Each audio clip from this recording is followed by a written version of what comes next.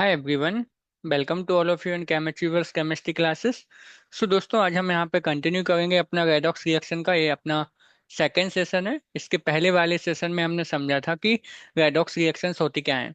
हमने वहाँ पे देखा था सिंपल सा ऑक्सीडेशन का कॉन्सेप्ट, रिडक्शन का कॉन्सेप्ट, एंड देन देखा था कि रेडॉक्स रिएक्शन होती क्या है। फिर हमने समझा था कि ऑक्सीडेशन नंबर कैसे कैलकुलेट करते हैं, राइट। और ऑक्सीडेशन नंबर के टर्म में हम कैसे पता करेंगे कि रिएक्शन अपनी रेडॉक्स है कि नहीं है ना। ये सारी चीजें हमने लास्ट क्लास में समझी थी। यदि आपने उस क्लास को अभी तक नहीं देखा है तो आप जाके पहले उसको एक बार देख लीजिए, तभी जाके आपको ये वाला सेशन समझ में आने वाला है, राइट। स्टार्ट करते हैं यहाँ पे। आज वाले सेशन में हम बात करेंगे कि एन फैक्टर, जिसको आप बोलते हो वैलेंसी फैक्टर, कैसे कैलकुलेट करते हैं। इसके बाद हम देखेंगे कि जो रेडॉक्स रिएक्शंस होती हैं उनको हम बैलेंसिंग कैसे करेंगे, है ना। इसकी अपने पास दो मेथड होती हैं, एक होता है आयन इलेक्ट्रॉन मेथड और एक आपकी होती है ऑक्सीडेशन मेथड, है ना। तो इन दोनों को हम यहाँ पे देखेंगे कि कैसे इन दोनों का यूज करके कैसे रेडॉक्स रिएक्शन को हम बैलेंस करेंगे, और एन फैक्टर कैलकुलेशन को भी हम यहाँ पे समझेंगे, राइट। तो स्टार्ट करते हैं सेशन को, है ना। बेस सिंपल कि एन फैक्टर हम कैसे कैलकुलेट कर सकते हैं, राइट। तो यहाँ पे सबसे पहले हमें समझना है कि एन फैक्टर को कैलकुलेट हम कैसे करेंगे। देखो, आपको एक नॉर्मल केस हम यहाँ पे पहले देने वाले हैं। नॉर्मल केस मतलब जैसे अपने पास कोई कंपाउंड हुआ, उसका मॉलिक्यूलर फॉर्मूला अपने पास है, तो उसमें एन फैक्टर हम कैसे निकालेंगे पहले हम वो देखेंगे, और उसके बाद में फिर केमिकल रिएक्शंस में कैसे कैलकुलेट करते हैं वो समझेंगे, राइट। तो यहाँ पे हम आपको सिंपल सा बताने वाले हैं फॉर एसिड। अब आपको यहाँ पे समझना है एसिड के केस में एन फैक्टर कैसा क्या होता है। तो आप यहाँ पे ध्यान रखना कि एन फैक्टर या वैलेंसी फैक्टर किसके इक्वल होता है, number of replaceable H plus ion. किसके इक्वल होता है कि कितने उसके पास H प्लस आयन्स हैं, उसके इक्वल होता है आपका एन फैक्टर।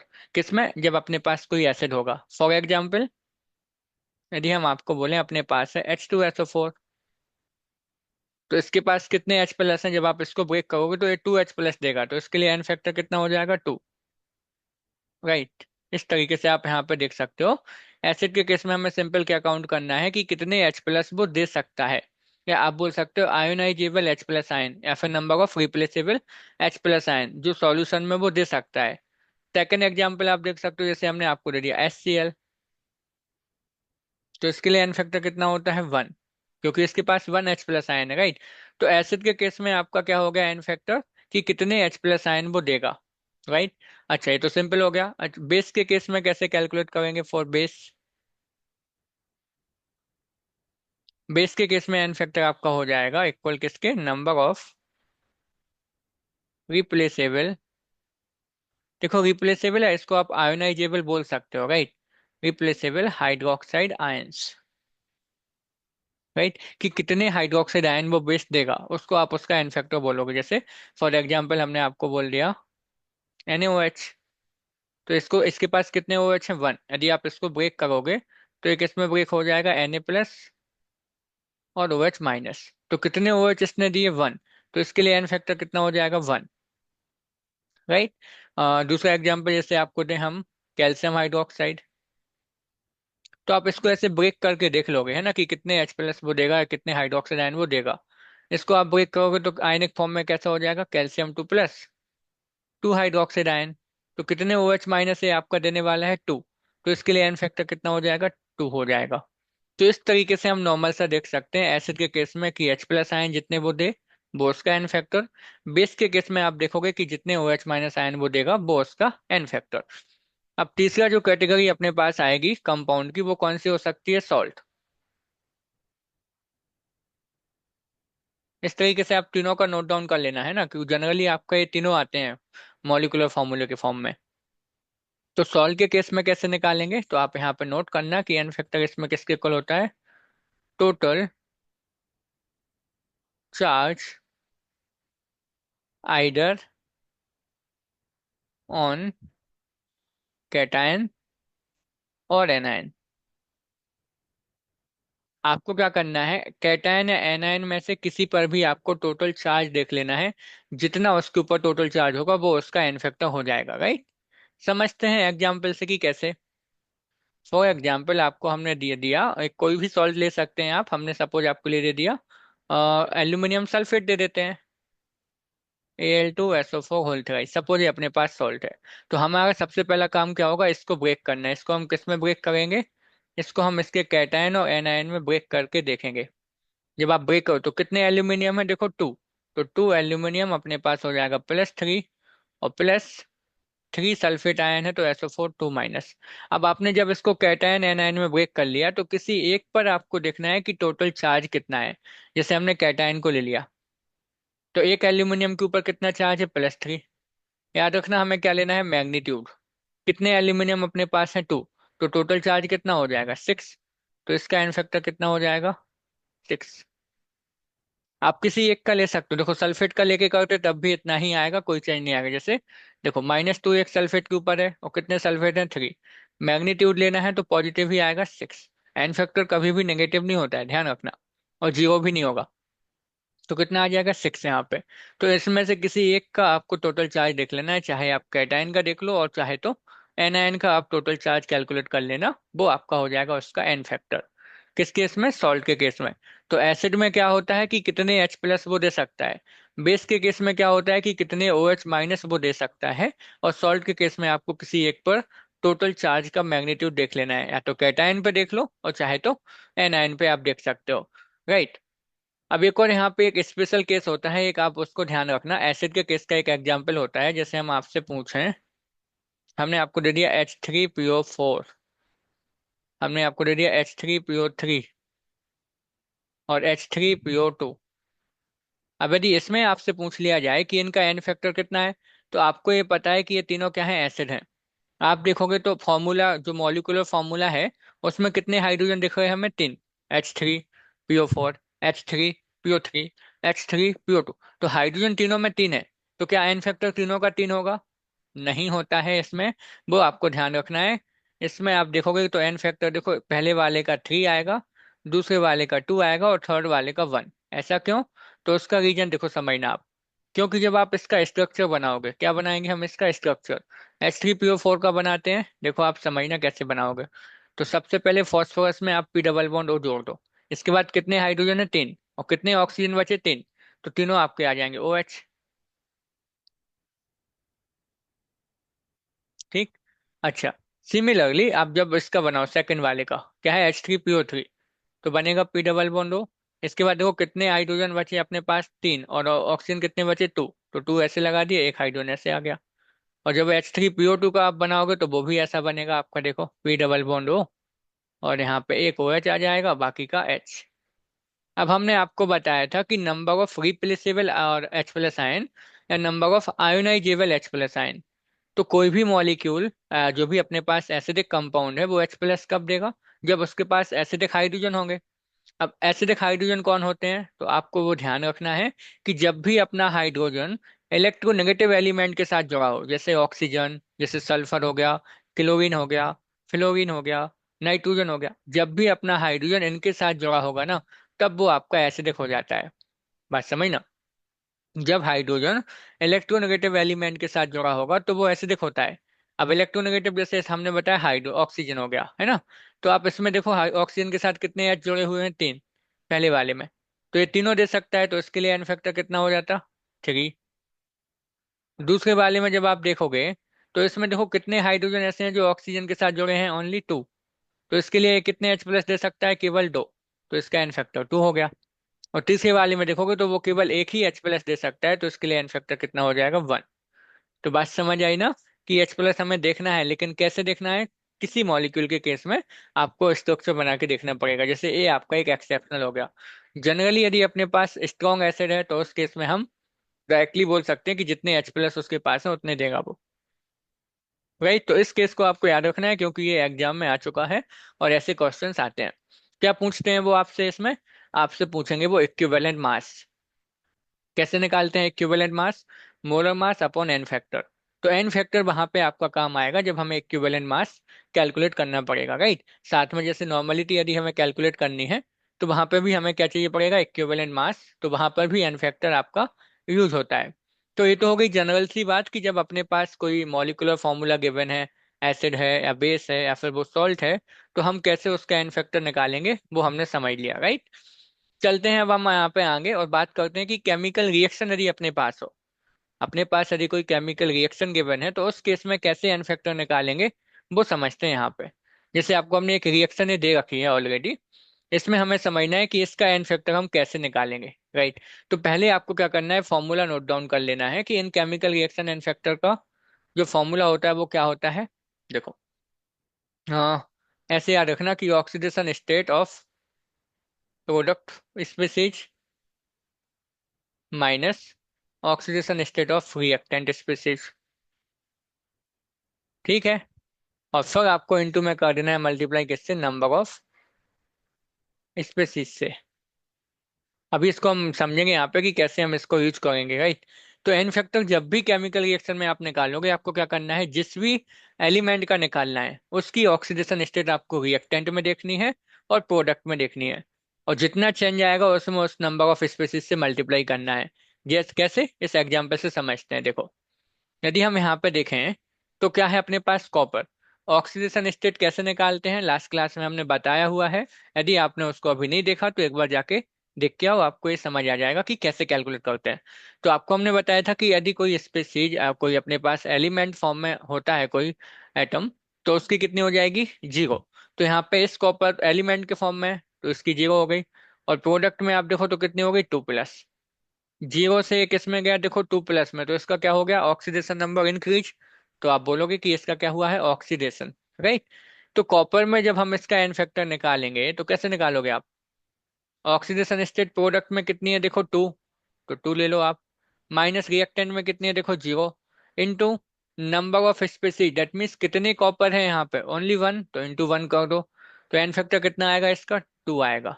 बात समझ आई ना कैसे करना है, इस तरीके से। आपको रिएक्टेंट में उसकी ऑक्सीडेशन नंबर देखनी है, प्रोडक्ट में उसका ऑक्सीडेशन नंबर देखना है, दोनों का डिफरेंस ले लेना है और इनटू में क्या करना है, जितने वो आयंस होंगे, जितने वो एटम्स होंगे उनसे मल्टीप्लाई। जैसे इसमें देखो NO3- में, तो पहले ऑक्सीडेशन नंबर निकालो, यहाँ पे निकाल देते हैं। देखो, नाइट्रोजन की कैसे निकालोगे, एक्स ले लोगे आप। ऑक्सीजन पे आपको पता है -2 चार्ज होता है, 3 ऑक्सीजन है, इक्वल में -1। तो एक्स इक्वल कितना आएगा, -1 + 6, दैट इज इक्वल टू 5। तो NO3- में नाइट्रोजन की आ गई +5, राइट, क्लियर है। अब बात करते हैं किसमें, NO2 में। तो जब आप NO2 में निकालोगे तो वो कैसे आएगी, देखो इसकी एक्स ले लो, ऑक्सीजन पे -2 इंटू 2 इक्वल 0। तो एक्स इक्वल कितना आ जाएगा, 4। तो इसकी आगे निकल के 4 अपने पास। तो सबसे पहला काम, ऑक्सीडेशन नंबर कैलकुलेट कर लो। अब जिस भी एलिमेंट का निकालना है ना एन फैक्टर, उसी की निकाल लेना आप, बस हो गया काम, है ना। एक चीज और ध्यान रखना आप यहाँ पे, रिएक्टेंट और प्रोडक्ट में हमें उसी को कंपेयर करना है जिसकी हमें, जिसका एन फैक्टर हमें चाहिए है। जैसे यहाँ पे हम नाइट्रोजन का देख रहे हैं ना, तो यहाँ पे नाइट्रोजन की ही ऑक्सीडेशन नंबर हम कंपेयर करेंगे, राइट। तो देखते हैं इसका एन फैक्टर कितना हो जाएगा। देखो, फिर से वही फॉर्मूला, रिएक्टेंट में कितना है, देखो प्रोडक्ट में कितनी ऑक्सीडेशन नंबर है नाइट्रोजन की, +4, 4 ले लो आप, +4 माइनस, प्रोडक्ट में हो गया आपका, रिएक्टेंट में कितना है, देखो 5, तो 5 ले लो, इंटू कितने नाइट्रोजन अपने पास है, 1, है ना, एक ही नाइट्रोजन है। तो एन फैक्टर कितना आ जाएगा इसका, 5 - 4 दैट इज -1 इंटू 1, और इसका मैग्नीट्यूड लोगे आप तो 1। तो एन फैक्टर इसके लिए हो गया 1। सिमिलरली आप प्रोडक्ट वाले नाइट्रोजन के लिए भी निकाल सकते हो, है ना। हर एक एलिमेंट का इस तरीके से हम निकाल सकते हैं, आपको इसका भी बता देते हैं। देखो, यदि हम इसका एन फैक्टर निकालेंगे तो कैसे निकालोगे, देखो आप, नाइट्रोजन का ऑक्सीजन नंबर रिएक्टेंट में कितना, 5 - 4, और इंटू में कितने नाइट्रोजन है, 1, तो आ जाएगा कितना, 1 आ जाएगा। तो इस तरीके से हम एन फैक्टर निकालते हैं, कब, जब अपने पास कोई केमिकल रिएक्शन दी होगी, राइट। तो बात समझ आई ना, आप लोगों को क्लियर होनी चाहिए। कुछ और एग्जाम्पल हम करेंगे ताकि आपको इसकी फील आ जाए कि कैसे कैलकुलेट करते हैं। तो फॉर्मूला याद रखना कि रिएक्शन यदि अपने पास है कोई रेडॉक्स रिएक्शन, तो एन फैक्टर कैसे निकालोगे, oxidation number in the product molecule of that element minus oxidation number of the reactant molecule, और इनटू में कर दोगे नंबर ऑफ स्पेसीज। क्लियर होना चाहिए, राइट, एन फैक्टर इस केस में। अभी देखो ये आपका बहुत काम आने वाला है, जब हम ऑक्सीडेशन मेथड को देखेंगे ना बैलेंस करने वाले, तो उस केस में हमें ये एन फैक्टर काफी काम आएगा, है ना। तो वहां पे हम समझेंगे इसको। आगे चलते हैं, देखो एक और एग्जाम्पल करते हैं, ये रहा। ये थोड़ा अच्छा एग्जाम्पल है तो समझते हैं इसको। अगेन आपके लिए फॉर्मूला हम यहाँ पे लिख देते हैं कि एन फैक्टर इक्वल क्या था, oxidation state of product molecule minus oxidation state of. तो इसलिए ऑक्सीडेशन नंबर आपको निकालना आना चाहिए, नहीं आता है तो सीख के आओ एक बार, है ना, लास्ट वीडियो में देख के एक बार। इंटू में कर दोगे आप नंबर ऑफ स्पेसीज। ठीक, करते हैं यहाँ पे। पहला काम, ऑक्सीडेशन नंबर निकाल के देख लो आप। इस आयरन का तो 0 हो जाएगा, इसका +3 है ही अपने पास। आप देख भी सकते हो, देखो 0 से +3 गया, मतलब ऑक्सीडेशन नंबर क्या हो गया यहाँ पे, इंक्रीज। तो इसको आप बोलोगे कि ये क्या हो गया, ऑक्सीडेशन। और आपको हमने बताया था लास्ट क्लास में, जिसका ऑक्सीडेशन होता है वो किसका काम करेगा, एक रिड्यूसिंग एजेंट का काम करेगा। तो ये भी आपको पहचान आनी चाहिए, ठीक है। ये तो क्लियर है आपको, है ना, सबको आना चाहिए, अभी लास्ट क्लास में हमने बहुत अच्छे से समझा था। यहाँ पे देखो आप, Cr2O7, इसकी निकाल के देख लो आप, नहीं आती तो आपको देखो, क्रोमियम की एक्स लोगे, कितने क्रोमियम है, 2, तो 2x। ऑक्सीजन पे -2 होता है, 7 ऑक्सीजन है, इक्वल में हो जाएगा -2, क्योंकि मॉलिक्यूल के ऊपर -2 चार्ज है। तो 2x इक्वल कितना हो गया, -2 + 14। एक्स इक्वल हो जाएगा आपका कितना, 12/2, that is equal to 6, right. तो इस क्रोमियम की अपने पास आ गई +6, और इसकी देखो कितनी है, +6 से आप देखोगे तो ये +3 है। मतलब यहाँ पे ऑक्सीडेशन नंबर कम हुई है, तो इसको आप बोलोगे रिडक्शन। ये क्या है, रिडक्शन। और जिसका रिडक्शन होता है वो किसका काम करता है, वो भी आपको पता होगा, ऑक्सीडाइजिंग एजेंट का। तो यहाँ पे ये अपना हो जाएगा ऑक्सीडाइजिंग एजेंट। इतना आपको आना चाहिए, राइट। अब एन फैक्टर की जो हम बात कर रहे थे वो कैलकुलेट करते हैं, है ना, देखते हैं। तो हम बात करते हैं आयरन के लिए, एन फैक्टर कितना आएगा। तो क्या करना है आपको, ऑक्सीडेशन स्टेट देखो आयरन की प्रोडक्ट में कितनी है, +3, तो 3 ले ली। माइनस रिएक्टेंट में कितनी है, देखो 0, कितने आयरन है, 1, तो ×1, तो एन फैक्टर आ गया 3 इसका। समझ आया ना। अच्छा, इसमें निकालते हैं सेकंड वाले में, Cr2O7 का एन फैक्टर यहाँ पे। तो एन फैक्टर क्या हो जाएगा, कितनी ऑक्सीडेशन नंबर है प्रोडक्ट में, देखो 3, माइनस रिएक्टेंट में कितने, देखो 6। कितने क्रोमियम है यहाँ पे, आप देखो 2 क्रोमियम है, तो इंटू में हम 2 करेंगे, कितना आ जाएगा देखो, -3, और इंटू में 2। अब मैग्नीट्यूड लेना है तो पॉजिटिव हो जाएगा, आएगा 6, तो इसका एन फैक्टर निकल के आ गया 6। सिमिलरली आप प्रोडक्ट वाले का भी निकाल सकते हो। जरूरी नहीं है कि रिएक्टेंट और प्रोडक्ट का हमेशा सेम एन फैक्टर हो, ध्यान रखना अलग भी हो सकता है, राइट। तो यहाँ पे तो समझ आया आपको, ये रिएक्शन बैलेंस नहीं है अभी, हाँ, बैलेंसिंग हम सीखेंगे। अभी बस हमने एग्जाम्पल किसके लिए दिया, कि एन फैक्टर हम कैसे कैलकुलेट करते हैं। तो क्या करना है आपको, ऑक्सीडेशन नंबर निकाल लो। उसके बाद फिर आपको देखना है कि जिसका भी चेंज हो रहा है, जिसका भी एन फैक्टर आपको निकालना है, उस एलिमेंट की ऑक्सीडेशन नंबर आपको रिएक्टेंट में देखनी है, प्रोडक्ट में देखनी है ना। और फिर आपको उसका चेंज निकाल लेना है, change in the oxidation number, और इनटू में कर देना है किससे, मल्टीप्लाई, नंबर ऑफ स्पेसीज से। Just a minute all of you, है ना। तो यहाँ तक क्लियर होना चाहिए आपको ये चीजें, कि एन फैक्टर हम रिएक्शन के केस में कैसे निकालते हैं। अब देखो एक और स्पेशल केस होता है, जब आपके पास होती है डिसप्रपोर्शनेशन रिएक्शन। अब ये क्या होती है, उसको समझते हैं पहले, फिर इसमें एन फैक्टर निकालना भी सीखेंगे। देखो एक रिएक्शन आपको हमने दे रखी है ऑलरेडी, आपका काम क्या है इसमें, पहले आप देखो कि ये रेडॉक्स है कि नहीं है। रेडॉक्स रिएक्शन का वैसे टाइप ही है, हाँ। तो क्लोरीन की कितनी हो जाएगी ऑक्सीडेशन नंबर, 0। इसकी कितनी है, देखो -1, -1 चार्ज है तो। और ऑक्सीजन की तो -2 होती है, वो -2 यहाँ पे भी है, हाइड्रोजन आपका +1 है तो +1 है। तो इनकी तो चेंज होने गई, हमें उनको देखना है जिसकी ऑक्सीडेशन नंबर चेंज हो रही हो। इसमें देखोगे तो आएगी आपकी +5, निकाल के दिखा देते हैं, देखो। क्लोरीन की एक्स लोगे, ऑक्सीजन पे -2 चार्ज, 3 ऑक्सीजन है, -1 आएगा इक्वल में, तो X equal -1 + 6, that is equal to +5। आ गई ना +5 यहाँ पे, ठीक है, सिंपल है। अब आप यहाँ पे देखो, इस रिएक्शन की जो स्पेशल केस होता है, या फिर आप बोलो कि इस जो स्पेसिफिक जो इसकी बात होती है, क्लोरीन की ऑक्सीजन नंबर 0 से कितनी हो गई, -1, ऑक्सीजन नंबर कम हो गई, तो रिडक्शन आप बोलोगे इसको, ठीक। और वहीं पे आप जब देखो क्लोरीन की ऑक्सीडेशन नंबर यहाँ 0 से +5 इंक्रीज हो गई, तो यहाँ पे ऑक्सीडेशन भी हो गया, है ना। तो एक ही एटम का ऑक्सीडेशन भी हुआ है, एक ही मॉलिक्यूल का, और रिडक्शन हुआ है।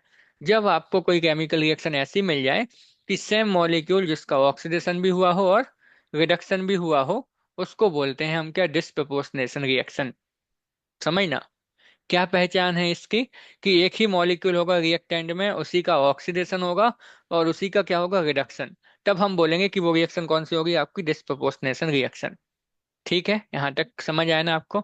अब डिस्प्रोपोर्शनेशन में आप जब बात करोगे ना, तो यहाँ पे दो एन फैक्टर मिलेंगे आपको एक ही मॉलिक्यूल के, क्योंकि एक बार वो रिडक्शन में गया है, एक बार ऑक्सीडेशन में गया है। तो इसका एन फैक्टर कैसे निकालते हैं, वो रिलेशन आपको यहाँ पे बताते हैं हम। देखो, ये होता है 1/n फैक्टर, फाइनल वाला। कैसे निकालोगे, 1/n factor for the oxidation reaction plus 1/n factor for the reduction reaction.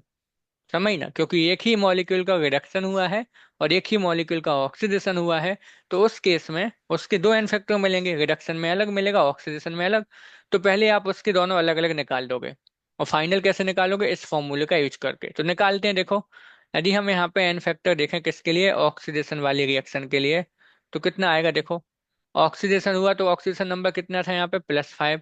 तो +5 माइनस Cl2 का तो 0 है, इनटू में नंबर ऑफ स्पीसीज कितने हैं, देखो 2। Cl2 कितने हैं यहाँ पे, 2 है क्लोरीन। तो यहाँ पे आ जाएगा कितना इसका, 10। तो ऑक्सीडेशन के लिए तो 10 आ गया। अब एन फैक्टर यदि आप देखोगे किसके लिए, रिडक्शन वाली रिएक्शन के लिए, तो कितना आएगा, देखो। प्रोडक्ट में कितना है, उसकी ऑक्सीडेशन नंबर देखो, -1। तो -1, और प्लस में क्या आएगा, 0, और इनटू में क्या आएगा, 2। तो कितना निकल के आएगा ये, 2 आपका। अब फाइनल कैसे निकालोगे, तो अपन इस फॉर्मूले की तरफ चलते हैं, राइट। तो समझना, देखो। तो 1/n फैक्टर इक्वल हो जाएगा 1 इसका आ जाएगा 10, और प्लस 1/2। कर दो इसको सॉल्व, तो कितना आ जाएगा, 1/n फैक्टर इक्वल हो जाएगा आपका 10 टू द 20। आप कर सकते हो, फिर नॉर्मल 10 ले सकते हो, है ना। इनका एलसीएम जब आप लोगे तो 10 ही आएगा ये पूरा आपके पास, राइट। तो देखो कितना हो जाएगा अपने पास है, 10 + 2 से 12, और अपॉन में आप बोल सकते हो 20, है ना, वही।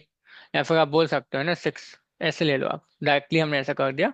अब आप इसको देखो, तो ये कैंसिल आउट कर सकते हो आप, ये हो जाएगा आपका 4 से 3/5। समझ आया ना, 4 से हो जाएगा 3/5 आपका, राइट। सो यहाँ पे अब हमें क्या समझना है ना। यहाँ पे अब हमें समझना है कि एन फैक्टर कितना आ जाएगा, देखो ऊपर लेके जाओगे तो एन फैक्टर हो जाएगा आपका 5/3 इसके लिए, राइट। ये आ जाएगा इसका एन फैक्टर। तो ऐसे हमें निकालना होता है किसमें, रेडॉक्स की वो डिस्प्रोपोर्शनेशन रिएक्शन के केस में, राइट। तो ऑक्सीडेशन वाला एन फैक्टर निकाल दो, रिडक्शन वाला अलग से निकाल दो आप, है ना। और फिर दोनों को हमें क्या करना है, इस तरीके से 1/n फैक्टर इक्वल ऑक्सीडेशन वाला प्लस 1/n फैक्टर रिडक्शन वाला रख दोगे, तो आ जाएगा आपका सिंपल सा ये आंसर, राइट। सिंपल है ना। ये अराउंड आ जाएगा आपका पॉइंट और 6 ये आ जाएगा, राइट। या अपोजिट हो जाएगा ना, 1/n फैक्टर है तो एन फैक्टर ऊपर जाएगा, तो संख्या आपकी रिवर्स हो जाएगी, राइट। तो 3/5 का 5/3, राइट। तो ऐसे हमें निकालना होता है एन फैक्टर इस केस में, राइट। कब, जब अपने पास रिएक्शन कैसी हो, डिस्प्रपोर्शनेशन। कैसे पहचानोगे, तो आप देख लेना कि एक ही मॉलिक्यूल का जहाँ पे रिडक्शन हो रहा हो और ऑक्सीडेशन हो रहा होगा ना, उसको बोलोगे आप रिडक्शन, डिस्प्रपोर्शनेशन रिएक्शन, राइट। समझ आया ना। तो हमने सारे केसेस यहाँ पे कर लिए कि एन फैक्टर नॉर्मल मॉलिक्यूल के केस में कैसे निकालोगे, रिएक्शन के केस में कैसे निकालना है, और जब आपके पास डिस्प्रपोर्शनेशन रिएक्शन आ जाएगी तो उसमें कैसे कैलकुलेट करना है, वो सारे तरीके हमने यहाँ पे देख लिए, राइट। सिंपल सा था ना, ओके। चलो, तो आगे अब हम बात करने वाले हैं यहाँ पे बैलेंस इसमें। अच्छा, एक और एग्जाम्पल कर लेते हैं इसका, है ना, ताकि आपको फील आ जाए, राइट। देखते हैं सॉरी ऑल ऑफ यू, समझना। तो सेम है, सबसे पहला काम ऑक्सीडेशन नंबर चेक करो आप। तो हाइड्रोजन की इसमें +1 होगी, और ऑक्सीजन की कितनी होगी आपके पास यहाँ पे, निकाल के देखोगे तो आएगी आपके पास -1। आप निकाल के देख लो, देखो H2O2। तो इसका आप +1 लोगे, कितने आपके पास है, 2। और प्लस में आप क्या ले लोगे, 2x इक्वल हो जाएगा 0। तो 2x इक्वल आएगा -2, x इक्वल आपका हो जाएगा -1, तो -1, ठीक। यहाँ पे हाइड्रोजन तो सेम है, +1 में ही है। और ऑक्सीजन का देखो तो ये आ गया -2, और ये हो गया 0, राइट।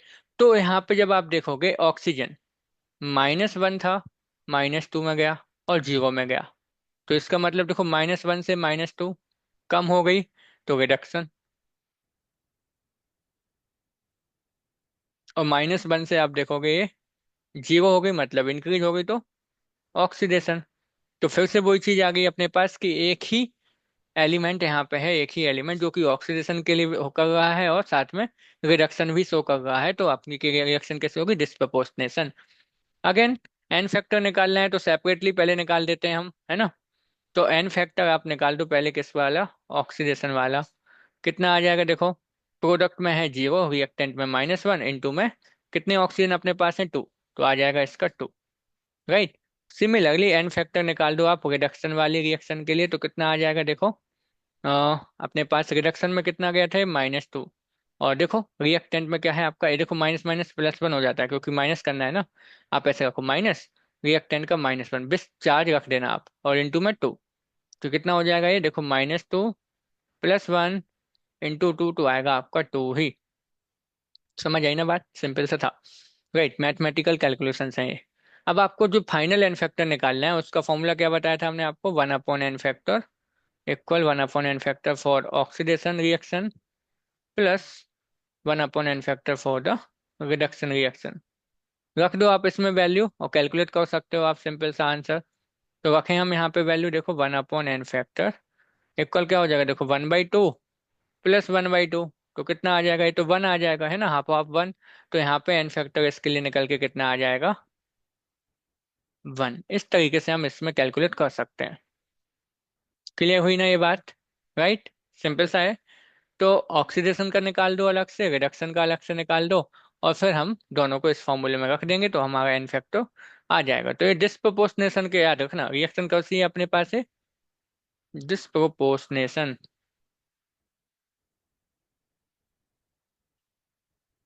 ये रेडॉक्स रिएक्शन का एक टाइप है। हमने आपको रेडॉक्स रिएक्शन के टाइप नहीं बताए क्योंकि वो बहुत ही सिंपल है, आपको आते होंगे।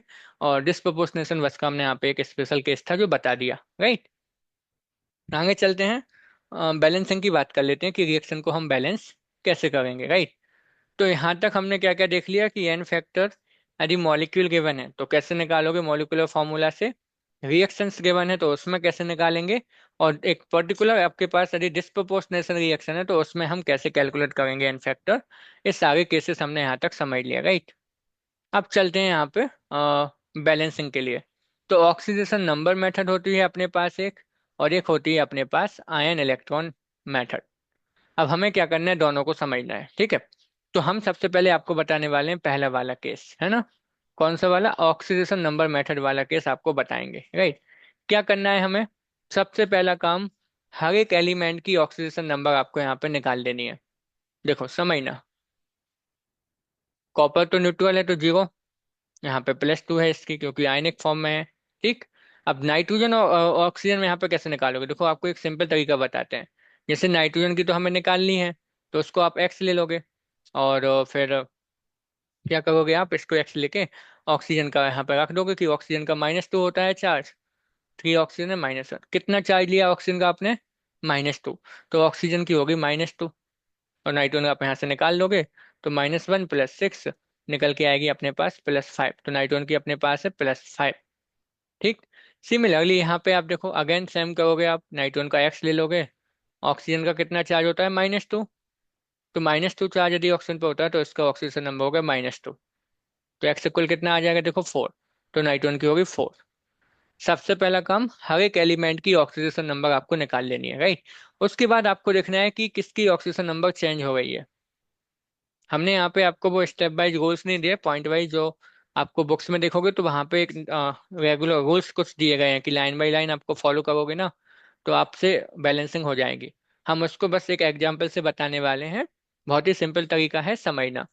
पहला काम, सबकी ऑक्सीडेशन निकाल के देख लो, ठीक है। अब आपको केवल उन्हीं को ऑब्जर्व करना है जिनकी ऑक्सीडेशन नंबर चेंज हो गई होगी। आप देखोगे तो कॉपर, देखो 0 से कहाँ गया, +2, तो इंक्रीज हो गई तो इसको हम बोलेंगे ऑक्सीडेशन, राइट। और नाइट्रोजन का आप देखो +5 से कितना हो गया, +4, कम हो गया, तो बोलोगे रिडक्शन। ये हम आसानी से आइडेंटिफाई कर सकते हैं, राइट। इतना करने के बाद जब हमने ऑक्सीडेशन नंबर कैलकुलेट कर ली, आपको निकालना है एन फैक्टर, ठीक है, रिएक्टेंट का। तो कॉपर का एन फैक्टर निकालेंगे तो कितना आएगा देखो, प्रोडक्ट में कितना है 2, रिएक्टेंट में है 0, और इनटू में कर दोगे 1 क्योंकि एक ही कॉपर है, तो कॉपर के लिए एन फैक्टर आएगा 2। अच्छा NO3 में नाइट्रोजन को लिए निकालते हैं एन फैक्टर, तो कितना आएगा नाइट्रोजन के लिए देखो, प्रोडक्ट में है 4, रिएक्टेंट में है 5, और इनटू में कितना है, नाइट्रोजन 1 है, तो इसके लिए भी आ जाएगा 1। ठीक है। तो पहले आपने ऑक्सीडेशन नंबर निकाल के रख दी, उसके ऊपर लिख दी। उसके बाद हमने इसका क्या निकाल दिया, एन फैक्टर। अब आगे चलते हैं, राइट। यहाँ पे समझते हैं, सेम रिएक्शन हम एक बार फिर से आपके लिए ले लेते हैं, वो कंप्लीट करना है, राइट। तो अपने पास था कॉपर NO3 माइनस, और क्या बना था अपने पास, NO2, है ना, और कॉपर इन प्लस 2, ये था अपने पास, राइट। ऑक्सीडेशन नंबर हमने निकाल ही लिया था, इसका आया था 0, इसका +5। अब हम केवल उसका लिख रहे हैं जिसका चेंज हुआ था, हाँ, और इसका +2। ठीक। एन फैक्टर भी हमने निकाल लिया था। कॉपर का आया था कितना, देखो, 2, और नाइट्रोजन का आया था 1। एन फैक्टर जो हमने निकाला है उसका हमें क्या करना है, क्रॉस मल्टीप्लाई। याद रखना क्या कहा हमने, जो एन फैक्टर आया है उसका क्रॉस मल्टीप्लाई करो, इस तरीके से, ठीक है। करते हैं। तो कॉपर तो अकेला एक ही रहेगा, ये हो जाएगा आपका 2NO3 माइनस। यहाँ पे देखो, ये हो जाएगा आपका, अब देखो, हमने जब अपने यहाँ पे एन फैक्टर का क्रॉस मल्टीप्लाई किया तो उसके अकॉर्डिंग हम इसको बैलेंस करेंगे। तो कॉपर 1 है, यहाँ पे भी कॉपर 1 ही है, ठीक है, बैलेंस है। नाइट्रोजन देखो, यहाँ पे 2 नाइट्रोजन है, यहाँ पे 1 है, तो यहाँ पे 2 ले लो आप। इतना हो गया। अब हमें बैलेंस करना है किसको, ऑक्सीजन को। ठीक है। ऑक्सीजन बैलेंस करने के लिए आप एक चीज याद रखना, यदि अपने पास एसिडिक मीडियम है तो लेफ्ट साइड आपको H+ ऐड करना है और बॉटल बना के निकाल देना है। यहाँ पे लिख देते हैं आपके लिए। ठीक। ये आपको क्वेश्चन में लिखा मिलेगा, है ना, कि मीडियम कैसा दिया उन्होंने, एसिडिक मीडियम दिया है, तो आपको H+ ऐड करना है और बॉटल बना के निकाल देना है, राइट। ठीक है।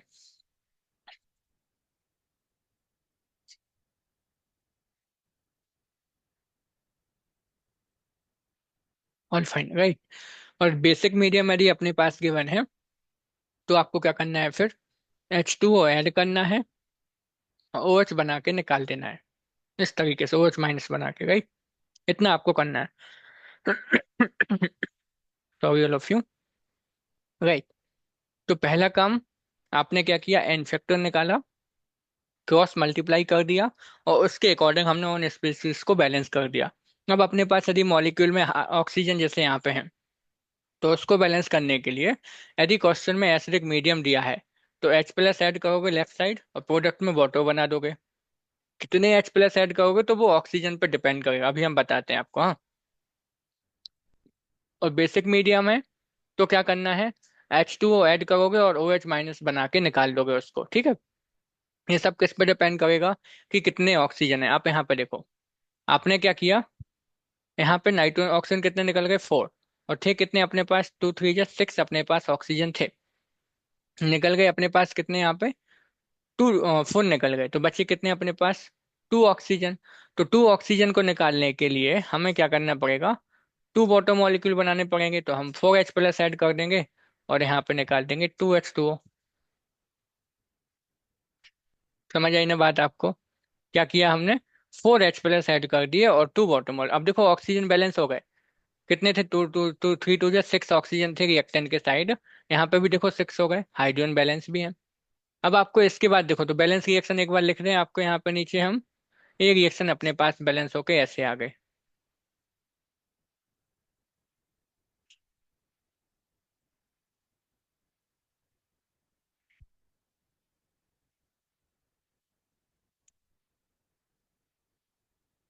ये हो गई बैलेंस रिएक्शन, राइट। अब आपको इसके बाद भी क्या चेक करना है, एक बार टोटल चार्ज आपको देख लेना है कि कितना चार्ज है, क्योंकि मॉलिक्यूल बैलेंस होने के बाद भी हमें चार्ज को बैलेंस करना है। यदि चार्ज बैलेंस नहीं है तो आपका आंसर सही नहीं आएगा। कितना चार्ज है यहाँ पे एक बार देख लेते हैं हम, है ना। इसमें देखो, इसमें NO3 पे -1 है और 2 NO3 है, तो -2 यहाँ से आएगा, और H+ कितने हैं, 4, तो 4 प्लस आएगा और 2 माइनस, तो ओवरऑल चार्ज कितना है अपने पास है, +2। यहाँ देखो, प्रोडक्ट के साइड कितना चार्ज है, +2। दोनों साइड इक्वल चार्ज है, दैट मीन्स कंप्लीटली बैलेंस, तो ये आपकी बैलेंस हो गई। अगेन एक बार फिर से समझना क्या किया। सबसे पहले हमने एन फैक्टर निकाला, ऑक्सीडेशन नंबर निकाल के एन फैक्टर निकाला, किसका, जिसका जो ऑक्सीडेशन नंबर थी वो चेंज हो गई थी, उसका क्या निकाल दिया हमने, एन फैक्टर। एन फैक्टर आने के बाद हमने किया क्रॉस मल्टीप्लाई, है ना। क्रॉस मल्टीप्लाई करने के बाद आपको देखना है कि जितना यहाँ पे आ गया, जैसे NO3 हो गए थे 2, तो आपने प्रोडक्ट में उतने नाइट्रोजन कर दिए। अब जो एक्स्ट्रा ऑक्सीजन थे उसके लिए हमें हाइड्रोजन ऐड करने हैं। जितने ऑक्सीजन बचे होंगे उसके डबल H+ आपको ऐड करने हैं और उसके हाफ बॉटम मॉलिक्यूल निकाल देने हैं। जैसे यहाँ पे आपके बचे थे 2 ऑक्सीजन, तो हमने उसके डबल मतलब 4H+ ऐड कर दिए, और हाफ मतलब उसका 2, 4 का हाफ कितना होगा 2, 2 बॉटम मॉलिक्यूल हमने बना के निकाल दिए। इस तरीके से रिएक्शन को बैलेंस करना है, किस मेथड में, ऑक्सीडेशन नंबर मेथड में। राइट, एन फैक्टर निकालना, क्रॉस मल्टीप्लाई करना, और फिर बाकी चीजों को बैलेंस कर दो एक्सेप्ट ऑक्सीजन, और ऑक्सीजन को लास्ट में देख लो, जितने बचे होंगे उतने H+ ऐड करके वाटर बना दो। बेसिक मीडियम होता तो H2O ऐड करते, OH- बना देते। इस तरीके से हमें इसको बैलेंस करना होता है। तो आई होप आपको ये वाली मेथड तो क्लियर हो गई होगी, राइट। अगली मेथड यहाँ पे देखते हैं जिसको आप बोलते हो आयन इलेक्ट्रॉन मेथड। इसको समझते हैं, तो इसके लिए हमने आपके लिए एग्जाम्पल दिया है। ठीक, इसको भी करते हैं। अब इसमें आपको वही काम पहले करना है कि ऑक्सीडेशन नंबर कैलकुलेट कर लो। तो इसकी यहीं पे निकालते हैं ऑक्सीडेशन नंबर। देखो, क्रोमियम का आप 2x ले लोगे, ऑक्सीजन पे -2 चार्ज होता है, अपने पास 7 ऑक्सीजन है, इक्वल में -2। तो 2x इक्वल हो जाएगा -2 प्लस का 14। तो x इक्वल आएगा 12/2, दैट इज इक्वल टू 6। तो इस क्रोमियम की ऑक्सीडेशन स्टेट कितनी आ गई, +6। इस आयरन की तो +2 है ही, है ना, और यहाँ पे +3 है और यहाँ पे भी +3 है। अब आप देखोगे तो देखो, क्रोमियम की क्या हो गई, +6 से +3 हो गई। तो आप यहाँ देख के बोल दोगे कि इसका क्या हो गया, रिडक्शन, क्योंकि ऑक्सीडेशन नंबर कम हो गया। आयरन का देखो +2 से +3, तो इसमें इंक्रीज हो गई ऑक्सीडेशन नंबर, तो आप उसको बोलोगे ऑक्सीडेशन। तो पहला काम, ऑक्सीडेशन नंबर को कैलकुलेट कर लो। ठीक है। अब ऑक्सीडेशन नंबर जब आपने कैलकुलेट कर लिया, तो जिसका ऑक्सीडेशन नंबर चेंज हो रहा है ना, उसको हमें क्या करना है, दो भागों में डिवाइड कर लेना है। मतलब जैसे एक का रिडक्शन होगा, एक का ऑक्सीडेशन, तो रिडक्शन रिएक्शन को अलग कर लो। अलग कर दें तो देखो क्या थी अपने पास रिडक्शन वाली, Cr2O7 2 और इससे बना था क्रोमियम +3। अलग कर दिया। सिमिलरली जिसका ऑक्सीडेशन हो रहा था उसको अलग कर दो। ठीक है, जैसे आप देखोगे तो Fe+2 था और इससे बना Fe+3। क्या किया हमने, सबसे पहले ऑक्सीडेशन नंबर निकाल दी। आपको उनको देखना है जिसकी ऑक्सीडेशन नंबर चेंज हो गई। उसकी बेसिस पे हमें पता चल गया कि इसका रिडक्शन हो रहा है और इसका ऑक्सीडेशन। तो जिसका रिडक्शन हो रहा है उसको एक अलग से रिएक्शन में लिख लो, और जिसका ऑक्सीडेशन हो रहा है उसको अलग से डिवाइड। तो एक ही रिएक्शन को हमने 2 हाफ रिएक्शन में डिवाइड कर दिया। पहला काम। देखो, इस रिएक्शन में ऑलरेडी अपने पास जो स्पीसीज हैं वो आयनिक फॉर्म में है। यदि अपने पास कोई दूसरी रिएक्शन होती जिसमें मॉलिक्यूल न्यूट्रल है, तो उसको हम आयनिक फॉर्म में बदल देते, और फिर उसमें जिसका ऑक्सीडेशन हो रहा था उसको अलग कर लेते, जिसका रिडक्शन हो रहा होता उसको अलग कर लेते। अब इसको आप चाहो तो इक्वेशन नंबर 1 दे दो, इसको इक्वेशन नंबर 2। इन दोनों हाफ रिएक्शन को हमें क्या करना है, बैलेंस।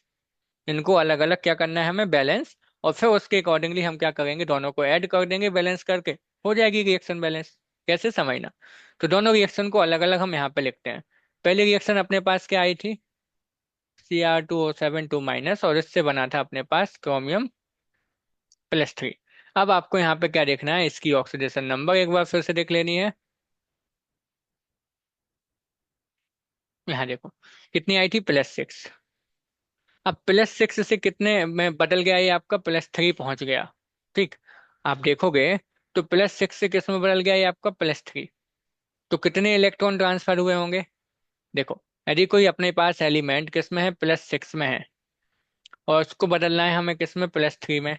कैसे बदलेंगे, इसको 3 इलेक्ट्रॉन दे देंगे। इलेक्ट्रॉन पे माइनस है, इलेक्ट्रॉन ले लेगा तो प्लस कम हो जाएगा। तो यदि +6 से वो +3 में गया, मतलब उसने कितने इलेक्ट्रॉन ले लिए, 3 इलेक्ट्रॉन। ठीक, तो जब वो एक होता तो 3 इलेक्ट्रॉन, यहाँ पे कितने क्रोमियम थे अपने पास, 2। तो एक क्रोमियम को +6 से +3 में जाने के लिए 3 इलेक्ट्रॉन लेने पड़ेंगे। तो 2 के लिए कितने लगेंगे, 6 इलेक्ट्रॉन। तो यहाँ पे हम सबसे पहले 6 इलेक्ट्रॉन इसको ऐड कर देंगे। इससे क्या होगा कि क्रोमियम को चार्ज बैलेंस हो गया, है ना। +6 से वो +3 में जो बना था वो हमने चार्ज को बैलेंस कर दिया। अब ऑक्सीजन की बारी। ऑक्सीजन कितने थे अपने पास, 7। हमने आपको क्या बताया था कि कैसे बैलेंस करना है ऑक्सीजन को, जितने ऑक्सीजन है उसके डबल आप क्या ऐड कर दो, H+। तो ऑक्सीजन यहाँ पे 7 है, तो इसकी डबल H प्लस ऐड कर दे, मतलब 14H प्लस ऐड कर दो। समझ आए ना। और इसके हाफ क्या निकाल लोगे, वाटर मॉलिक्यूल, दैट मीन 7। तो देखो ऑक्सीजन भी बैलेंस हो गई। बात समझ ना। एक बार फिर से इसको लिख देते हैं हम यहाँ पे। तो बैलेंस होके रिएक्शन अपने पास कुछ ऐसे आ गई, Cr2O7 to minus 14H plus, बदल गया अपने पास क्रोमियम +3 और 7 वाटर मॉलिक्यूल। ये हो गया। आप देखो तो चार्ज भी बैलेंस होना चाहिए दोनों साइड। चार्ज देख सकते हो कि Cr2O7 पे -2 है और 6 इलेक्ट्रॉन हमने ये दिए, तो टोटल हो गया 8 माइनस, और यहाँ पे 14 प्लस है। 8 माइनस 14 प्लस तो बचा कितना, 6, है ना। और यहाँ पे आप देखोगे तो ओके, क्रोमियम भी देखो आप बैलेंस करो तो कितने क्रोमियम है, 2। तो 2 हो गया बैलेंस, है ना। तो टोटल 6 यहाँ पे बचेगा, 6 यहाँ पे होगा। Cr2 था तो क्रोमियम को 2 ले लिया। एक क्रोमियम को +6 से +3 में जाने के लिए 3 इलेक्ट्रॉन लगेंगे। तो 2 क्रोमियम को बदलने में 6 इलेक्ट्रॉन, तो 6 इलेक्ट्रॉन ऐड कर दिए हमने। ऑक्सीजन को कैसे किया, 7 ऑक्सीजन थे उसके डबल H+ ले लो और हाफ वाटर मॉलिक्यूल बना दो। तो बैलेंस हो गई अपनी। अब बात आती है सेकंड वाले पार्ट की। सेकंड में क्या था, देखो Fe+2 से Fe+3 करते हैं इसको। तो इसको हम यहाँ पे लिख लेते हैं, इक्वेशन नंबर 3 लिख लेते हैं। और Fe+2 वाले को यहाँ पे करते हैं। देखो +2 से, देखो आयरन तो एक ही एक है। +2 से किस में बना, +3। कैसे बनेगा, जब एक एक इलेक्ट्रॉन निकाल देगा। तो इसको आप इक्वेशन नंबर दे दो 4। अब क्या करना है, देखो दोनों रिएक्शन जो हाफ हाफ रिएक्शन थी बैलेंस हो गई। तो बैलेंस रिएक्शन को जोड़ देना है, लेकिन जोड़ने से पहले एक चीज ध्यान रखना कि जो इलेक्ट्रॉन है उन्हें हमें सेम करना है। यहाँ पे कितने इलेक्ट्रॉन है, देखो 6, और इसमें कितने हैं, 1। तो हम क्या करेंगे, इक्वेशन जो 3 है उसको इक्वेशन नंबर 4 के साथ जोड़ देंगे। लेकिन इक्वेशन नंबर 4 में हम किससे मल्टीप्लाई कर देंगे, 6 से, क्योंकि हमें इलेक्ट्रॉन सेम करना है। कर दें, देखो तो क्या आएगा, समझना आप यहाँ पे। तो पहला वाला इक्वेशन 3 क्या था, 6 इलेक्ट्रॉन थे। Cr2O7 2 माइनस 14H+,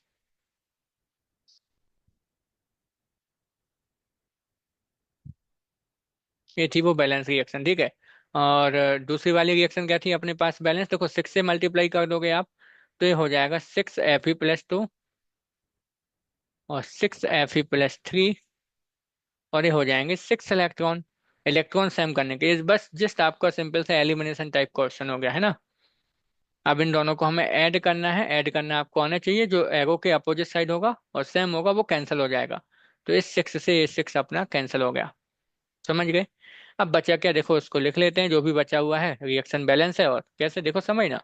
तो बचा क्या है यहाँ पर, Cr2O7 2 माइनस 6Fe+2 हो गया, 14H+ हो गए, और यहाँ पे आ गया 2Cr+3, 6Fe+3 और 7H2। बैलेंस हो गई रिएक्शन।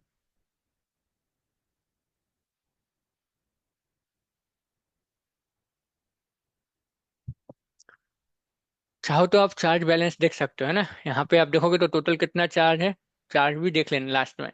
इस पे -2 है।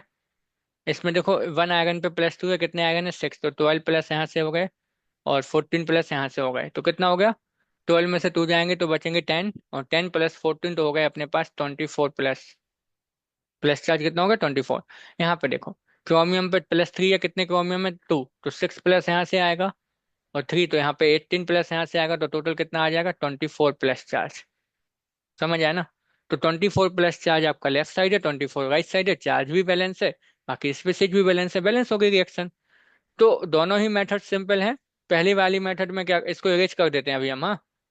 तो समझ आया ना कि कैसे देखना है आपको, बैलेंस है कि नहीं। पहले आपको सारे स्पेसिज चेक कर लेना है कि वो बैलेंस हो गई कि नहीं, और उसके बाद में लास्ट में चार्ज को देख लेना। चार्ज देखना नहीं भूलना।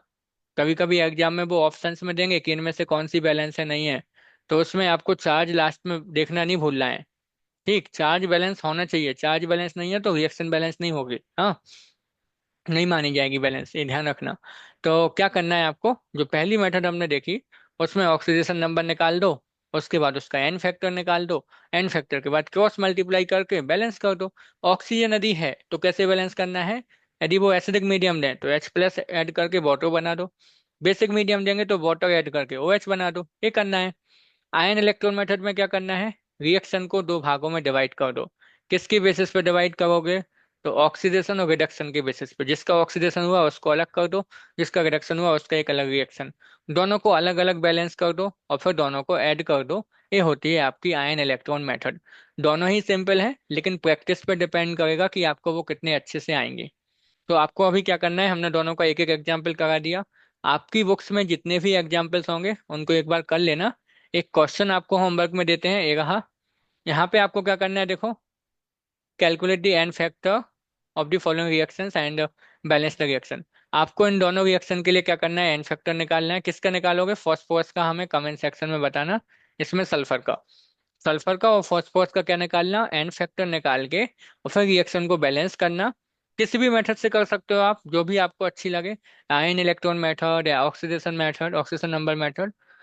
और हम तो कहेंगे कि आप दोनों मेथड से इसको करके देखो, यानी रिएक्शंस को बैलेंस करना दोनों से करके देखो। यदि आपको किसी में डाउट रहता है तो आप कमेंट सेक्शन में बता देना। हम लोग नेक्स्ट क्लास में हम इसको आपको एक बार सॉल्व करा देंगे कि कैसे बैलेंस करना है ना। लेकिन हाँ, यदि वीडियो आपको लास्ट तक देखनी है पहले तो, और फिर इसको ट्राई करना है, बन जाएगा। यदि कोई डाउट रहता है तो कमेंट सेक्शन तो है ही आपके लिए, उसमें आपको कमेंट करना है और हम लोग यहाँ पे डिस्कस कर लेंगे। हमने देखा है कि आप में से कई लोग वीडियो तो देखते हो, लेकिन जो भी क्वेश्चन हम पूछ रहे हैं उसका आंसर आप लोगों का नहीं आता है कमेंट सेक्शन में। तो आई डोंट नो कि आप लोग समझ भी रहे हो कि नहीं समझ रहे हो। तो ये बहुत जरूरी है। इससे एटलीस्ट हमें ये तो पता चलता है कि हाँ, आप लोग इसका कुछ फायदा ले रहे हो या सच में आप लोग इसको, इससे स्टडी कर रहे हो, है ना। तो यदि आप वीडियो को देखते हो, यदि आपको समझ आती है वीडियो, तो जो भी क्वेश्चन हमने उसमें पूछा है, ट्राई किया करो कि उसका आंसर आप कमेंट सेक्शन में करो। उससे कोई प्रॉब्लम नहीं कि आपका वो रॉन्ग होता है कि सही। यदि रॉन्ग होता है तो उसमें आपको एटलीस्ट हम उसका आपको आइडेंटिफाई करके बताएंगे कि आपने कहाँ मिस्टेक की है। तो आपको समझ आएगा कि आपने कहाँ गलती की है। तो जब वो उसी टाइप का क्वेश्चन जब एग्जाम में आपको फेस होगा, तो आप उसको सही करोगे, फिर आप वो गलती नहीं करोगे। तो ये आपके लिए बहुत ही हेल्पफुल रहेगा। तो आई होप सो कि आपको सारी चीज़ें क्लियर हैं। ये क्वेश्चन जरूर करना। एटलीस्ट एन फैक्टर का तो आंसर कमेंट सेक्शन में आप कर ही सकते हो। बैलेंसिंग आप अपनी कॉपी में कर लेना, कहीं डाउट रहे या नहीं हो बैलेंस तो आप हमें बताना, हम लोग यहाँ पे डिस्कस कर लेंगे नेक्स्ट क्लास में। लेकिन यदि आप जब तक कमेंट सेक्शन में नहीं बताओगे तो हमें पता नहीं चलेगा कि आपसे हो गया कि नहीं हुआ। तो हम बस ये मान के चलेंगे कि हो गया। यदि नहीं होता है तो कमेंट सेक्शन में आपको आंसर करना है। और टू बी सिंसियर, यदि आपको सच में चीज़ें सीखनी है तो रेगुलर रेगुलर बेसिस पे आपको वीडियो देखनी है और उसके प्रॉपर नोट्स बनाने हैं और क्वेश्चन प्रैक्टिस करनी है। राइट। जैसा कि हमने कहा था, तो जल्दी से ही हम क्या करने वाले हैं अब, आई होप कि आप में से काफ़ी लोगों को थ्योरी आती है ना।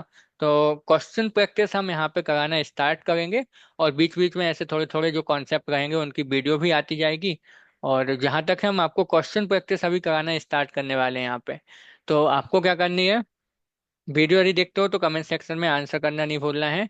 और लाइक शेयर और सब्सक्राइब करना तो भूलना नहीं है ना। यदि पसंद आया है सेशन तो लाइक कर देना। और चैनल को सब्सक्राइब कर लो यदि आपने अभी तक नहीं किया है। जैसा कि हमने स्टार्टिंग में कहा था, हम लोग यहाँ पे डेली रेगुलर बेसिस पे हम आपको वन वीडियो यहाँ पे डालते हैं।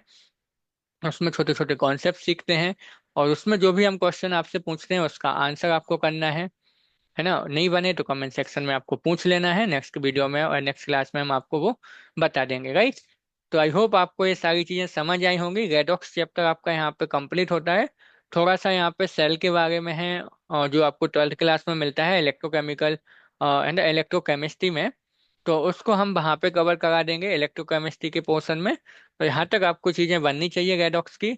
यदि कहीं डाउट रहता है तो बताना, हम लोग फिर से उसको डिस्कस कर लेंगे। लेकिन प्रैक्टिस आपको करनी है ना। तो मिलते हैं नेक्स्ट सेशन में। आई होप कि आपको ये सारी चीज़ें क्लियर होंगी। सेशन पसंद आया है तो सेशन को लाइक करना और अपने फ्रेंड्स के साथ शेयर कर देना। और यदि आपने भी अभी तक सब्सक्राइब नहीं किया है तो सब्सक्राइब चैनल को कर लेना है, right. So thank you so much for watching this video all of you. I hope so all clear. या